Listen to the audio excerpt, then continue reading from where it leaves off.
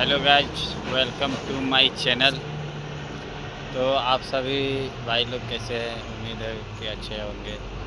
तो अभी हम उड़ीसा में है, हम लोग 2 गाड़ी है और ये जहाँ पे अभी हम लोग रुके हैं ये बागपुर पुल है, पुल का लगा के रुके हैं। इधर ठंडी जो है हल्का फुल्का है, पर सुबह के टाइम में ठंड थोड़ा ज़्यादा लगता है। अभी हम लोग खाना बनाने के लिए रुका है। ये दोनों गाड़ी में खाना बन रहा है। मेरा वाला गाड़ी में जो सो चिकन बन रहा है और एक ठो गाड़ी में रोटी बन रहा है, वो हमारे कंपनी का है। तो आप सब लोग वीडियो को देखते हैं लेकिन चैनल को सब्सक्राइब नहीं करते हैं।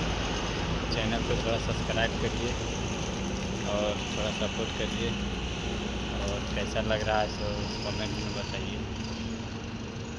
ठीक है गाइस, आज का इतना ही और आपको आगे बताएंगे अगला वीडियो में।